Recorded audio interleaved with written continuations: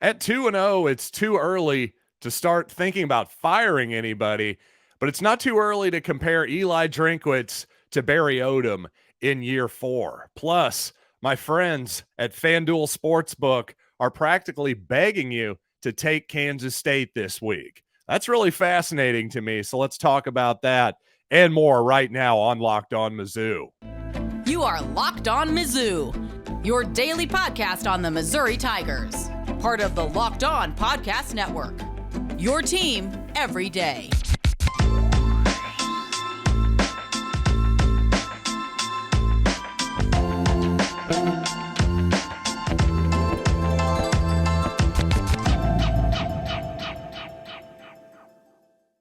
Hey, all you true sons and daughters, I'm John Miller, your Mizzou mafioso and the central scrutinizer of Missouri Tigers football and basketball. And download the Game Time app, create an account, and use the promo code LOCKEDONCollege for $20 off your first purchase. Great place to go if you need some last-minute tickets to the Kansas State game this coming Saturday. But in case you missed it, Missouri and Memphis a week from Saturday at the Dome in St. Louis, now set for a 6:30 p.m. kickoff. Again, a week from Saturday. That game's going to air on ESPNU for those of you who can't make it. And I got to be honest, I was kind of hoping for a little bit earlier of a kickoff there. Afternoon would have been kind of perfect to just casually drive up in the morning and then drive back at night. Now am I going to have to stay in downtown St. Louis and risk my life? That's a little bit of sarcasm there. But also, things are getting a little dicey down in downtown here lately, no doubt about that. But I'm also curious to see how the other Tigers do, the Memphis Tigers do, against Navy here in a couple days on Thursday and on ESPN. Memphis pretty impressive against Arkansas State this past week, a 37-3 victory. So, of course, while myself and all Missouri fans are focused on the Kansas State Wildcats right now, don't look past Memphis. That's a really solid program and ball club, especially offensively. They're going to challenge that Missouri defense. It's going to be an interesting matchup in St. Louis, no doubt about that. But an interesting question, actually a question that sort of sparked some tangential thoughts that I had. Brandon Wright, a listener over on Twitter, or I guess I should call it X at this point. One of these days I'll get that right, just like one day I will call the Los Angeles Chargers correctly instead of calling them San Diego. But Brandon Wright, again, over on X says, is Kirby's job in jeopardy? I know it's early. Basically, he's saying, hey, Kirby Moore, offensive coordinator, how much does he need to kick it in the butt here to actually remain employed for the rest of the season? He's not saying fire him right now. I get what he's saying here. Like he said, way too early to actually fire anybody. But let's think back to a couple seasons ago, all the way back to a simpler time of 2021. Well, Eli Drinkwitz, guess what? He fired Steve Wilkes, his defensive coordinator, about halfway through the season. So there is precedent for this type of move. Drinkwitz is going to cut bait when it seems like something is not working. But generally speaking, you only get to pull that move once as a head coach, whether it's NFL or it's college. That's one thing they tend to have in common. Well, you can only blame a coordinator so many times. Now, fortunately for Drinkwitz, he also had a lot more, say, political capital, to borrow a phrase from politics. He had a lot more goodwill with the fan base, with his bosses and administration back in 2001 to be able to go, whoopsies, I may have hired the wrong defensive coordinator. It's time to correct course here. Well, first of all, I think in 2020, Drinkwitz made, in retrospect, and I thought so at the right time, to retain Ryan Walters, Barry Odom's defensive coordinator. Keep that continuity. And by the way, it's turned out Ryan Walters, pretty good coach too, parlayed his job as defensive coordinator with Illinois as now the head coach of the Purdue Boilermakers this season. So I think he made the right call there, made the wrong call clearly with Steve Wilkes, but I'll give Drinkwitz for course correcting quickly there and hiring Blake Baker, and the Missouri defense almost immediately got better, right? The back half of that 2021 season, it was night and day, really. And the improvement continued into 2022, where the Missouri Tigers were easily a top 25 defense, certainly above average. Maybe not elite, but compared to what they were in 2021, I mean, it really couldn't have been a more dramatic improvement on that side of the ball. So Drinkwitz gets a ton of credit there, but the problem is offense is supposed to be his area of expertise. Hiring an offensive coordinator was supposed to help a lot of this. It was supposed to solve a lot of problems. It was supposed to take a lot of responsibility off of Eli Drinkwitz's plate. And maybe that's happened, but here's the problem here. There's either two problems here. There's either two possibilities, I should say. One of which is, well, Kirby Moore is basically a figurehead, and Eli Drinkwitz is still essentially running the offense. Or, number two, he hasn't made a very good hire here in Kirby Moore. Now, I'm not ready to fire anybody after 2 games. Nobody should be ready to make a final judgment on Kirby Moore after 2 games at the helm. I'm just saying no matter what happens here, whether it's over the next 6, 8 games, of course, the entire season, all of this is on the shoulders of Eli Drinkwitz. One thing that's really odd so far about this situation here in year 4 for Drinkwitz is obviously in 2019, the Tigers offense completely skidded off the tracks and ultimately cost Odom his job here at Missouri. But that defense in 2019 was good, and Barry was a defensive coach and still is. That's his calling card. Just like offense was supposed to be Drinkwitz's calling card. Well, if the 2023 season continues offensively like it has, that's really damning of Drinkwitz, because again, if this is your calling card, where the heck is it? Did you lose it in the deck somewhere amongst all the other cards? Because we need to find that card and get it back. I don't think this offense will be as putrid as the 2019 offense became, by the way. But obviously, this has been a really discouraging start. I'm not trying to put lipstick on a pig here, the first 2 games here whatsoever, because even against South Dakota, I wanted to think, hey, we did pretty good in the first half, not bad, but for as low of competition as South Dakota, I believe South Dakota was, Missouri should have put it on them a lot harder than they did. And coming up right now, while a lot of Missouri fans are feeling rather pessimistic about the Tigers' chances against Kansas State on Saturday, well, my friends over at FanDuel Sportsbook, again, they're kind of begging you to take Missouri. Wow, this is really fascinating to me.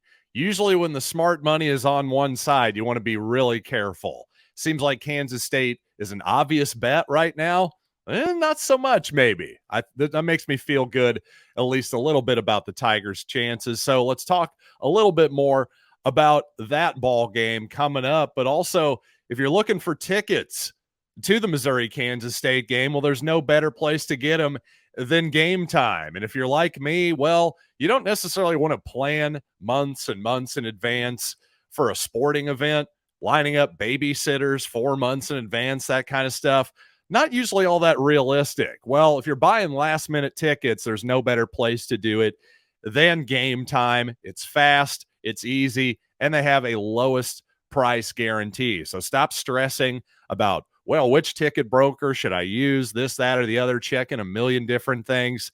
Just use Game Time. I promise you, you're going to be satisfied. Game Time is the place for last-minute the ticket deals. If you want to get into the game right now, lowest price I can see on the app right now, $67, and that's an all-in price, folks. Just click on that at the top of your app. No hidden fees or anything like that when you've got the all-in price. So download the Game Time app, create an account, and use code LOCKEDONCOLLEGE for $20 off your first purchase. Terms apply. Again, create an account and redeem code LOCKEDONCOLLEGE for $20 off. Download Game Time today. Last minute tickets, lowest price, guaranteed. College football season is here, and this season Locked On is kicking up our coverage with Locked On College Football Kickoff Live. Every Friday, Locked On will go live from 10 a.m. to noon Central on this Locked On YouTube channel. That's College Football Kickoff Live, covering the playoffs, the rivalries, and going in depth like only we can here at Locked On, with our hosts covering their team every day. Find Locked On College Football Kickoff Live every Friday, again, from 10 a.m. to noon on any Locked On College YouTube channel. You won't want to miss it. And by the way, just listen to it on my YouTube channel. Give me the revenue. Give me the numbers. What the heck? Why do you need to go to Locked On Baylor or something and give them the numbers? That would be just silly. But you know what's really silly? The fact that Kansas State, despite being the 15th ranked team in the country currently, does not have a Locked On host. Come on, guys. Could you be a little bit more small time? I know you guys have the superior football program at the moment. Don't throw rocks at me.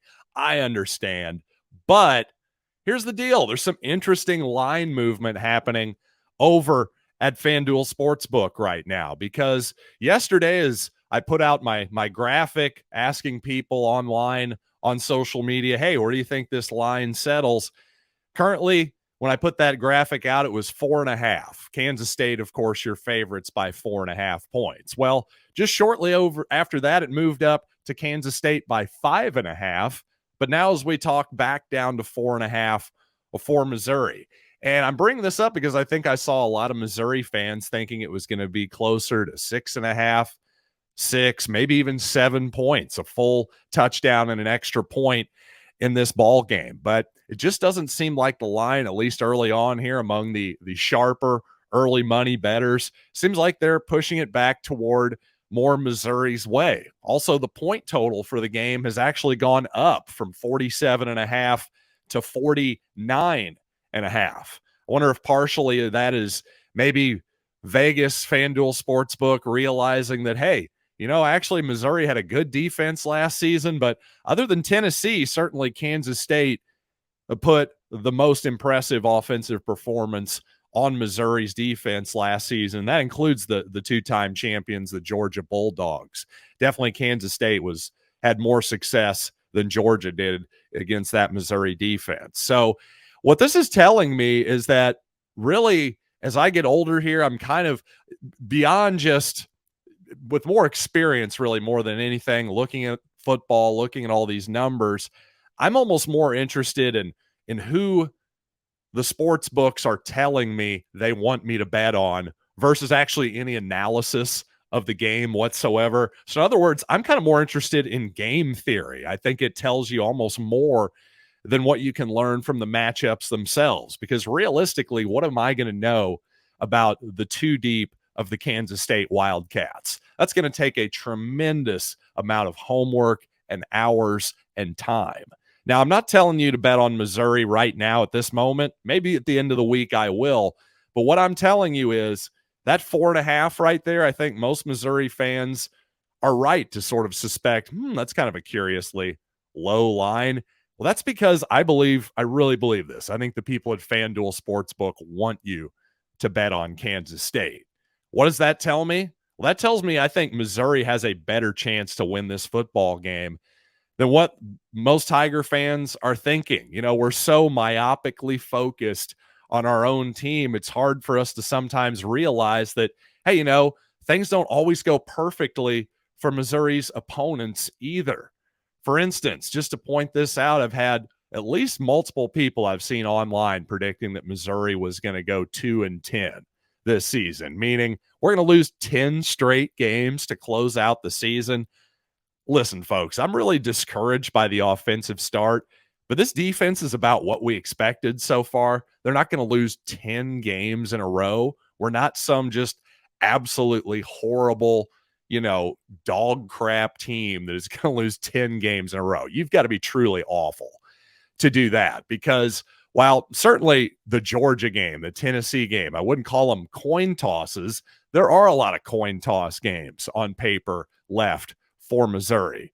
Kansas State's closer to a coin toss than the Georgia game, certainly. The point is, if you flip a coin 8 times in a row, 6 times in a row, certainly 10 times in a row, yeah, you can lose a couple. You can lose some flips. You can lose a whole bunch of them. But the idea of losing 10 in a row, the odds of that are pretty astronomical. The point is, when you're feeling pessimistic, things are rarely as bad as they seem. And on the opposite side, when you're feeling optimistic, well, there's usually some cracks beneath the surface as well. So I think that's reflected here in the line. It's also reflected in the fact that this is the first Missouri sellout since 2019, and certainly the biggest Missouri football game, I would say, the biggest stakes for the Tigers, certainly the biggest stakes for Eli Drinkwitz personally during his tenure. I think all of that factors in here. The crowd is going to be psyched and ready to go. Imagine if Missouri actually takes the ball, marches down, puts a touchdown on the board early. Faroe Field's going to be rocking, and you're going to have 11.5 points if you're a Missouri bettor at home, again, with a defense that's suddenly got a 2-possession lead with the points you're getting in betting. So that's why it actually does make sense that Missouri's getting some points here, but not all the way to a touchdown. That might be too much. And of course, if you want to bet on Missouri or anybody else this coming weekend in the world of football or any other sports, of course, you got to do it with FanDuel and get ready for the NFL season with incredible offers from FanDuel, America's #1 sports book. Right now, new customers can bet $5 and get $200 in bonus bets guaranteed. Plus, all customers who bet $5 will get $100 off NFL Sunday Ticket from YouTube and YouTube TV. Now is the best time to join FanDuel. The app is easy to use, and you can bet on everything from spreads to player props to futures and more. So visit FanDuel.com/lockedon and kick off the NFL season with an offer you won't want to miss. FanDuel, official partner of the NFL. During the 2022 season, for as much as generally speaking, I'm the type of guy, I'm more of a modern thinking type of guy when it comes to going for it on 4th down. I think coaches more or less should be more aggressive, especially in situations where you're in the other team's half of the field. But last season, there was a lot of times where I thought Drinkwitz's decision to punt the ball and trust his defense was actually the smart play. And for me, it's not about, well, excitement and you gotta prove a point. You gotta prove you can get a 4th and 1 or anything like that. It all just comes down to odds for me. What is the best call to win the game? What gives us a better chance to win the game? Now, having said that, I'm also not the type of guy that's going to look at the odds on a spreadsheet and just take them as the gospel. Now, I want to know all those odds. I want to know all the numbers, but at the same time, you also have to realize that every situation is different. Every team is different. Every opponent is different. Every game is different. Everything needs to be put into a context, as my point. So having said all that, though, I still really have difficulty finding a context where Eli Drinkwitz punting on 4th and 1 late in that ball game really made a lot of sense. Again, I could have gotten it if it was 4th down and 4, if it was 4th down and 5, something like that. And sure, the Missouri defense was holding up fine, though not their best performance I've seen. Still, I thought they played certainly well enough to blow out Middle Tennessee if the offense would have executed better, especially on 3rd downs, red zone, that kind of stuff. But that wasn't even a full yard when you go back and look at it. That was more like 2 feet. I mean, really, Eli, on their 44-yard line, there's conservative, and then there's ultra, ultra, ultra conservative. And to me, that fell into the latter camp. And that'll do it for this edition of Locked On Mizzou for your everydayers. Coming up on Wednesday's program, we're going to talk about Kansas State in depth. Going to do my homework. I will have watched the entire Kansas State-Troy game by the next time I record, so plenty of observations, and hopefully some areas Missouri can attack coming up. Yes, Eli Drinkwitz, I'm available as a consultant. I'm sure I will be waiting by my answering machine with bated breath. But seriously, folks, thanks as always for listening. Thanks for telling a friend that Locked On Mizzou is available on YouTube and, of course, wherever you get audio podcasts. And I'll see you tomorrow right here on Locked On Mizzou.